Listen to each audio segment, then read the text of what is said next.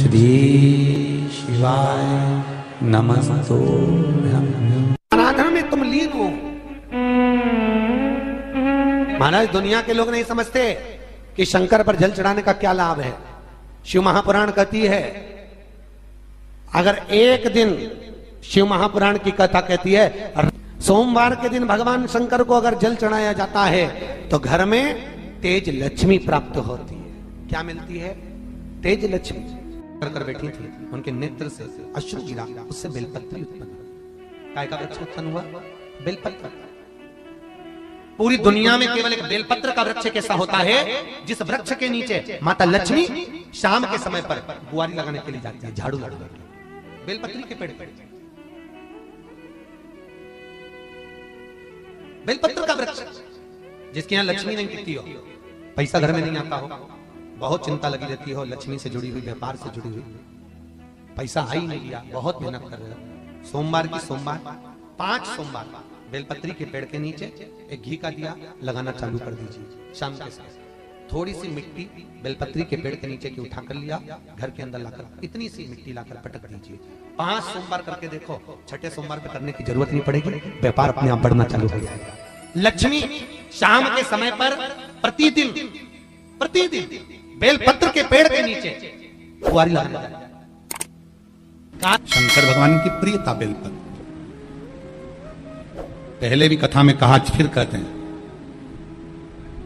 जिस व्यक्ति के जीवन में धन, संपदा, वैभव, सत्ता, लक्ष्मी की थोड़ी भी कमी दिखती हो, उसको बेलपत्री के वृक्ष का पूजन चालू कर देना चाहिए। जाओ सोमवार के दिन बेलपत्र वृक्ष के नीचे जल चढ़ाकर, जल का सिंचन कर कर, उसी बेलपत्र के नीचे शाम के समय पर संध्या काल में, प्रदोष काल में भगवान देवाधिदेव महादेव गौरी शंकर का स्मरण करो।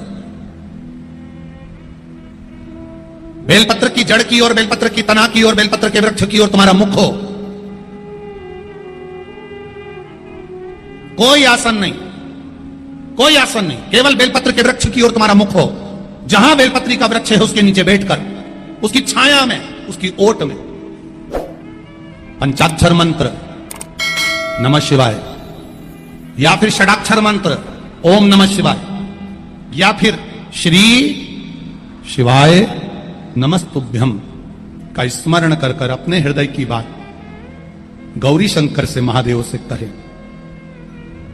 शिव महापुराण की कथा कहती है 7 दिनों में एक दिन सोमवार का ऐसा होता है जिस दिन 33 कोटि देवी देवता बेलपत्री के वृक्ष के नीचे बैठकर भगवान शंकर और पार्वती का स्मरण करते हैं और शिव पार्वती उनकी झोलियां खुशियों से भरते हैं। देवता भी जिनका भजन कर रहे हैं वो बेलपत्री के वृक्ष के नीचे। लक्ष्मी, मां लक्ष्मी भी बेलपत्र के वृक्ष के नीचे निरंतर विराजमान होती है। और आप लोगों से एक निवेदन और करना चाहेंगे, ये मनुष्य का शरीर जब तक रहे, ये मानव की देह जब तक रहे, जिंदगी में एक बेलपत्री का वृक्ष अपने रहते रहते कहीं पर भी लगाना, उसको बड़ा करना, उसको बड़ा कर कर जैसे अपने बच्चे को बड़ा करते हो ऐसे लगाकर बड़ा कर कर महादेव से कहना कि मैंने अपनी जिंदगी में, मैं मर भी जाऊं, मेरे प्राण छूट भी जाएं, मेरे जाने के बाद मेरे घर के लोग एक लोटा जल चढ़ाएं ना चढ़ाएं, बेलपत्री चढ़ाएं ना चढ़ाएं, पर ये वृक्ष मैंने बेलपत्री का लगा दिया, अगर मैं मर भी गई तो मेरे मरने के बाद भी मेरे हाथ की बेलपत्र महादेव को चढ़ती रहेगी, महादेव को प्राप्त होती रहेगी। लगाओ एक बेलपत्री के पौधे को, छोटे से बड़ा करो, बड़े से बड़ा करो, बड़े से बड़ा करो, और बड़ा करने के बाद उसको कहीं तुम्हारी मर्जी पड़े जहां उस बेलपत्री के वृक्ष को लगाओ। अगर गलती हो गई, ये बहुत गलतियां हो गई, बहुत दुख पड़ गया, तकलीफ में आ गए, लग रहा है कि मुझसे बहुत गलतियां हुई है, बाबा मेरी नहीं सुन रहा, ये बेलपत्री का भाग की डंडी पीछे की ओर कर, जहां बैठकर बेलपत्र चढ़ा रहा, पत्ती का मुख अपनी और डंडी का मुख सामने। शिव की कुछ आराधना है, मेरे भोले बाबा की कुछ आराधना है। खाली ना जाता कोई,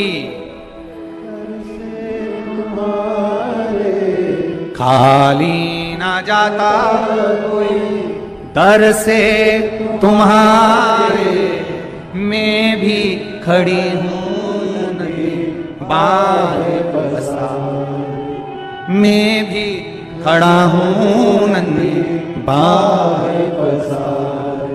अपने। बैसाख के महीने में तो आपको अगर शरीर में कहीं पथरी भी आ गई है ना, कहीं नेत्रों में अगर ज्योति कमजोर पड़ रही है, जाले पड़ने लगे, चश्मा बढ़ने लगा, रात को आंखों में जलन होने लगी, रात को नींद नहीं आ रही है, तो बैसाख के महीने में जो दुर्वा होती है, इस दुर्वा को तोड़ लाओ। जहां पर अशुक सुंदरी का स्थान होता है, जहां पर अशुक सुंदरी का जो स्थान होता है, उस अशुक सुंदरी के स्थान पर उस दुर्वा को रख दो। और कुंदकेश्वर महादेव का नाम है। कौन से महादेव का नाम लेना है? कुंदकेश्वर। उस दुर्वा को उठाकर लिया। बैसाख के महीने में कोई भी तिथि, कोई भी दिन, कोई भी वार आप बैसाख के महीने में कर सकते हो। उस दुर्वा को लेकर आओ, लगभग 20-25 दुर्वा लेना, उसको लेकर आइए। सुबह सुबह कुंदकेश्वर महादेव का नाम लेकर उसको खाना प्रारंभ कर दीजिए। एक दुर्वा रोज खाओ। जो पथरी है या नेत्रों में तकलीफ है या कोई ना कोई रात्रि को नींद नहीं आना, बेचैनी हो जाना, घबराहट होना, धीरे धीरे धीरे धीरे 20 दिन की वो दुर्वा है, 20 दुर्वा एक एक दिन खाना चालू करो। 4 या 5 दिन लगेंगे, अपने आप आपको कोई गोली खाने की जरूरत नहीं पड़ेगी, नींद अपने आप आना प्रारंभ हो जाएगी और बेचैनी। अशोक सुंदरी वाली जगह पर दुर्वा समर्पित कर कुंदकेश्वर महादेव का नाम लेकर। कौन से महादेव? कुंदकेश्वर। जिस नारी का रजोधर्म से जुड़ा हुआ जो भी तकलीफ होती है, केवल हाथ में जल लेकर, आसक्ति का नाम लेकर भी वो पान कर लेती है, तो रजोधर्म से जुड़े हुए सारे दुख, कहते हैं कि गर्भ में, गर्भाशय में अगर गांठ भी पड़ गई है और डॉक्टर कह रहा है कि बच्चादानी में गांठ है, गर्भाशय में गांठ है और इसका ऑपरेशन होना जरूरी है, आसक्ति दक्ष प्रजापति की पहली पत्नी का मात्र स्मरण कर कर अगर आचमन पानी का कर लिया जाए तो गांठ भी गर्भाशय की गलना प्रारंभ हो जाती है। ये वो नाम, ये वो शब्द है। अगर मान लो शरीर में कोई गांठ पड़ जाती है, डॉक्टर अपना इलाज कर रहा हो, उस जगह पर प्रजापति वीरण की पुत्री आसक्ति का नाम स्मरण में आना चाहिए। एक बार सब बोलिए, क्या नाम है? आसक्ति। और हम आसक्ति का नाम भी नहीं बोल सकते, तो इसी आसक्ति का एक नाम है वीरणी। क्या नाम है? आसक्ति का स्मरण। अगर गांठ भी गर्भाशय में है और डॉक्टर बोल रहा है कि ऑपरेशन है, कराना है, डॉक्टर साहब से कहना, साहब जल्दी तो नहीं है ना, 15 दिन का समय तो मिल सकता है या 10 दिन का समय तो मिल सकता है इसका ऑपरेशन कराने के लिए। फिर आसक्ति का नाम लेकर शिव जी की शिवलिंग पर जब हम बेलपत्र समर्पित करें तो ये डंडी का मुख जब हम शिव जी को चढ़ाते हैं तो इस डंडी का मुख हमेशा हम उधर रखते हैं। अब की बार आसक्ति का नाम लेकर जब हम शंकर भगवान को बेलपत्र समर्पित करेंगे तो ये डंडी का मुख शिवलिंग पर अपनी ओर रखेंगे और उसी बेलपत्र को चढ़ाकर जल समर्पित कर कर आचमन कर कर उसी बेलपत्र को लाकर घर के द्वार को पूरा खोलकर घर के अंदर प्रवेश कर कर घर के बाहर स्मरण को, शिव को याद करते हुए उस बेलपत्र को चबा चबा कर खाना प्रारंभ करिए। 10 दिन मांगिए आप, ये 10 दिन के बाद मैं ऑपरेशन कराऊंगी, मना नहीं, पर एक बार मैं मेरे महादेव का नाम का स्मरण करना चाहती हूँ, एक बार शिव तत्व को जान। क्या नाम है? जम के बोलो, नाम बोलो फिर से। आसक्ति। इस नाम की मूलता का स्मरण करिए। वीरणी आसक्ति। जैसे गणेश जी की 2 सूंड होती है, एक राइट सूंड का गणेश, एक लेफ्ट सूंड का गणेश।